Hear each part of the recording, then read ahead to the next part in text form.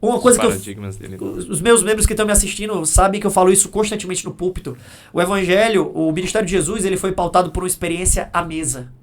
É na mesa, comendo, que nós criamos links uns com os outros. Não é? Se a gente bater papo na porta da igreja, eu vou... Jesus foi criticado por isso, né? Exatamente. Se eu estiver na porta da igreja conversando contigo, Igor, eu vou falar umas coisas contigo, você fala outras coisas comigo. Agora, se naquele dia a gente teve a oportunidade de almoçar juntos, cara, tu vai falar dos teus pais, eu vou falar dos meus, tu vai falar do teu trabalho, eu vou falar do meu. A gente vai criar mais profundidade. Né? Então, por exemplo, a primeira coisa que eu quero fazer quando eu tô perto de pessoas mais jovens, e digo isso a todos os líderes, comam com eles. Bora comer uma pizza de noite.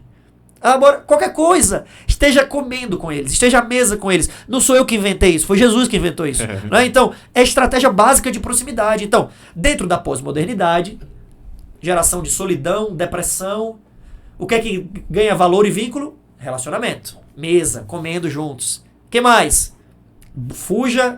Fugir de autoridades pré-estabelecidas. Fugir de estéticas. Estética faz toda a diferença. Eu não estou dizendo que é para toda igreja pintar as paredes de preto. Mas estética, para gerações mais novas, comunica muito. Então, assim, por que o pastor, quando vai para um programa de jovens pregar, ele não vai de paletó e gravata? Porque ele sabe que aquilo se torna uma barreira de comunicação, é ruído. O cara quer quebrar ruído. Ele bota uma calça jeans, bota uma camisa de um tema lá, da mensagem, né? E ele vai lá conversar com a galera mais jovem. Tudo isso é estratégico. Por que em vez de usar o púlpito de acrílico, ele bota aquele tambor de metal? Porque aquilo cria proximidade. Sim. Não é? Ele não está dizendo que o outro é mais importante do que... Não é isso. Ou é isso que vai salvar, é simplesmente para criar uma ponte ali. Exatamente, vínculo. Sim. Não é? Vínculo. Então, você deve falar com as novas gerações, ou com a pós-modernidade, como é o âmago aqui da nossa discussão, entendendo os aspectos dessa geração para que você se comunique como eles se comunicam. E aí você vai criar pontes. E outra coisa, como eu disse, quem é essa figura que centraliza tudo? Cristo. Então pregue mensagens cristocêntricas. Elas sempre vão chamar mais atenção. Quantas marteladas Noé deu para construir a arca? Isso não interessa a pós-modernidade. Agora, Jesus, sem defeitos, morreu e se sacrificou no seu lugar. Você que é cheio de defeitos e problemas de caráter. Isso é impactante. O cara fala... Caramba, Deus deu seu filho. Que valor tem o seu filho pra você? O cara pensa no filho dele, fala, cara, eu daria minha vida pelo meu filho. Pois é, Deus deu o filho dele pra te salvar. Deus está preocupado com as suas questões. E nós vivemos também uma geração com crises existenciais, de existência. Não é? Você não via os mais antigos... Meu Deus, será que eu estou no emprego dos meus sonhos? Isso não existia. Hoje o cara troca de emprego, o cara troca de faculdade, o cara troca de cidade, o cara troca de estilo de roupa, o cara troca de estilo de música, porque ele está nessa crise existencial. Quando eu venho com a mensagem do evangelho, ela preenche esse vazio existencial. Eclesiastes, não é? Salomão vai dizer que Deus fez o nosso coração para a eternidade. Então, enquanto eu tento preencher a eternidade com algo que é efêmero, não preenche. Certa feita eu vi um pregador dizendo, no nosso coração há um vazio no formato de cruz, né? Então ele só é preenchido com a cruz. Top. Não é? Então se eu não tento colocar a cruz, tento colocar qualquer outra coisa, é aquela coisa meia boca ou passageira, mas depois se esvai. Outra coisa, como há uma crise de autoridade, então há uma crise também para a pós-modernidade com a cartilha do pode ou não pode. Então, por exemplo, às vezes chega alguém para mim e fala, pastor, eu posso fazer tal coisa? Mesmo que seja óbvia a resposta do não, eu não digo não. Eu digo, por que você quer fazer? Ver o pensamento dele, né? Você vai jogando perguntas, não é? Isso é método socrático. Você vai jogando perguntas. E aí, o outro, ele mesmo vai desenhando o caminho dele. Porque todo mundo faz. Porque... Sabe, aí daqui a pouco você não vai ter mais que entrar no pode ou não pode. E Jesus, ele gostava tudo, de responder uma pergunta com vai sacar tudo. Né? Ele vê a própria incoerência. Uma vez, na minha antiga igreja, um adolescente me procurou. Falou, pastor, eu quero fazer uma tatuagem. Posso fazer? Eu falei, por que você quer fazer a tatuagem? Ele, não queria homenagear o meu pai. Eu, tá. Teu pai gosta de tatuagem? Odeia. Certo. Aí fiquei assim, certo. Aí ele ficou assim e tal. Aí ele, o senhor tá ocupado? Aí eu falei, não, tô com tempo. Aí ele... mas eu também não tenho tanta certeza ainda. Eu, certo. Não, tranquilo. Tô à sua disposição, quiser conversar e tal. Sabe, tipo assim... Você deixou ele responder pra ele mesmo. Sabe, tipo... Só parou pra cara, eu tô dando um exemplo mais simples. Nem sempre as discussões são tão simples assim, né? Às vezes elas têm um âmago mais profundo. Mas, e alguns podem me interpretar mal aqui. Pode dizer assim, o pastor não quer chamar o pecado pelo nome. E não é isso. A gente não está negociando o que é certo ou errado, o que pode ou não pode. Princípio, né? A gente só está apresentando de outra maneira. Porque a contextualização, ela sempre será necessária. Você não vai conversar do mesmo jeito que está conversando comigo quando você vai conversar com a criança. Você muda o tom de voz, você se abaixa para ficar na altura dela, você usa exemplos uau, pode machucar, né? Você muda tudo para falar com ela. E por que a gente acha que quando a gente está diante de uma realidade diferente ou, né, da nossa, por que a gente acha que não deve fazer nenhum tipo de adaptação para trazer essa mesma mensagem? Percebe? Então, assim, quando eu vou pregar nas minhas igrejas, por exemplo, as minhas igrejas são diferentes. Eu tenho igrejas que eu tenho um grupo maior de pessoas mais estudadas, mais eruditas, vou dizer assim. Eu tenho igrejas que eu tenho um grupo grande de pessoas que, por exemplo, são semi-analfabetas. Aí, por exemplo, já é provado isso, analfabetismo funcional. Se a pessoa é semi-analfabeta, se eu pegar um texto, uma porção de texto de 5, 6 versos e começar a ler, no segundo verso ela se perdeu e a cabeça dela já está longe dali. Não está mais na mensagem. Já não está mais ali. Como é que normalmente eu faço?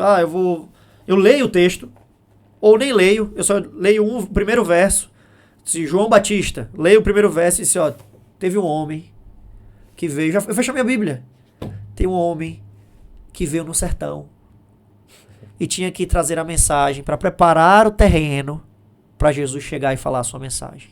Isso aí a galera já tá assim, Os atuais vão chamar isso de storytelling, não é? Mas nada mais é do que contar a história. Sim. Então aquilo encanta, aquilo prende, e eu tô pregando o evangelho contextualizado àquelas pessoas. Agora, se eu tô em uma outra igreja, eu vou dizer assim, essa palavra hebraica, essa palavra grega, mas não adianta eu fazer isso no outro local. Então, há necessidade de contextualização. Não é? E por que não haveria de ter, então, numa nova época, num novo momento, numa nova geração? Então, isso é algo que os líderes, os irmãos da igreja, a gente tem que refletir sobre isso. Sim. Não é? Tem que refletir sobre isso. Use costumes, por exemplo. Né? O vestuário. Cara, eu tenho que ter um olhar benevolente e compreensivo com alguém que se achega aqui na minha comunidade de fé com uma roupa que não é igual a dos outros. E não fica fazendo um olhar, né, recriminatório. Senão essa pessoa não volta, porque se ela não se sentir à vontade, ela não vai voltar. Não vai voltar. Se ela não se sentir bem recebida, e a gente vai lá na frente e diz, venha como você quiser. Mas aí quando a pessoa vem como ela quer, ela não é exatamente... As palavras são uma coisa, na prática é uma outra. Ela também aceita. Então, assim, esse é o grande lance, sabe, Sim. Igor? De como é que a gente vai, Anderson, falar com a pós-modernidade.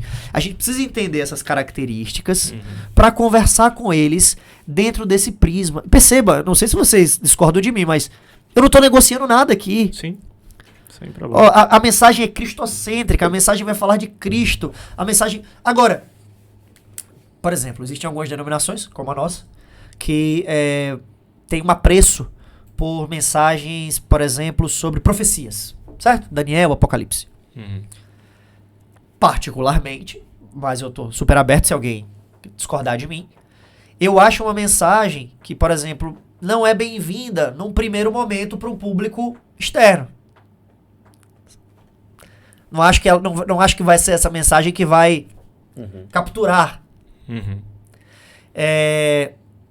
Pastor, então o senhor acha que não deve abordar esse tema? Não, a gente pode criar classes bíblicas, grupos de estudo, né? Fazer com que os irmãos da igreja participem desses grupos de estudos e deixar aberto, fazer publicidade para aquele que está nos visitando pela primeira vez, estão convidados a participarem do nosso grupo de estudo sobre Apocalipse, sobre Daniel. Eu não estou tirando essa oportunidade de se aprofundar, mas na hora ali do púlpito, que eu estou falando com um público completamente heterogêneo, a mensagem do evangelho é a mensagem que de fato é marcante para todo mundo. Você pode ter 50 anos de experiência na igreja, você pode estar pisando pela primeira vez. Quando eu falo que um homem morreu na cruz do Calvário para salvar você, ressuscitou no terceiro dia, promete vir me buscar, encontrou um homem pecador, miserável que nem eu e você, e nos dá a certeza da salvação nele. Cara, isso é transformador, entendeu? Essa é a boa nova do evangelho. Amém. Esse é o motivo para estar sorrindo mesmo em meus problemas, não é? Então vem Paulo e diz assim, né, em Romanos, olha, todos pecaram e carecem da glória de Deus. Botou todo mundo aqui no mesmo saco, todo mundo pecador miserável. Porém, são justificados, não é? Mediante a fé, pelo sangue que foi vertido na cruz por Jesus Cristo. Então, vem. Você quer a notícia ruim ou a notícia boa primeiro? Paulo deu primeiro a ruim. Olha, todo mundo é pecador. Todo mundo é miserável. perdido. Todo mundo miserável. Perdidão. Carecem da glória de Deus e o salário do pecado é a morte. Então não Não tenho saída. Não levante a mão pro céu dizendo, Senhor, me dá o que eu mereço, porque o que você merece é a morte. Não faça isso. Só que aí Deus não nos dá o que merecemos. Porque nós não merecemos. Dá o que tá no coração dele, né? Exatamente. Por isso que é um equívoco, às vezes, quando a pessoa quer dar uma de lega, né? De legalista, e olha assim e fala assim, olha, Deus é amor, mas é justiça, viu? É, mas não é a sua justiça. É a justiça dele. E louvado seja Deus por isso. Porque Amém. se a justiça dele fosse a nossa justiça, estávamos todos perdidos. Sim. Porque a sanção foi descrita na palavra. A sanção é morte. E eu pequei. Então não tem discussão. O justo é eu morrer de maneira eterna. Só que ele quebra o meu merecimento, ele quebra a justiça humana e vem com a justiça divina. Aí ele olha para o banco dos réus, não encontra nem eu nem você, encontra o filho, sem mácula. E aí eu e você somos salvos por causa do filho. Amém. Não é? Então, essa mensagem, ela é atemporal. Ela vence modernidade, séculos pós-modernidade. Exatamente, exatamente. Então, na minha visão, o tempo que nós estamos, que nós vivemos, é o tempo da pregação do evangelho. E talvez não seja ainda o tempo de um aprofundamento no púlpito sobre temas de usos e costumes, e pregar sobre, sobre comprimento de saia, e pregar sobre música. Na minha opinião, na minha humilde opinião, esse não é o nosso tempo, nós não fomos chamados para isso agora. Nós somos chamados... Pastor, o senhor está dizendo que esses outros temas não são relevantes? Não estou dizendo isso.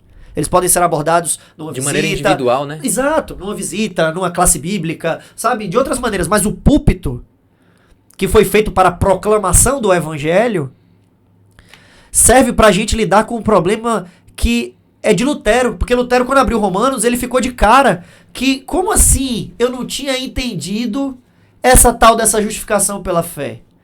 Só que qual é o lance? É que a gente também ainda não entendeu. A gente está em 2022 e a gente não entendeu ainda. A gente diz assim, a salvação é pela fé, mas não tem mais. É pela fé e acabou. E acabou, é pela graça, porque se eu não admito isso, Anderson, em outras palavras eu estou dizendo duas coisas. A primeira delas, que eu preciso ajudar Deus. Preciso ajudar Ele, porque Ele não vai conseguir me salvar com o sacrifício do Filho dele na cruz.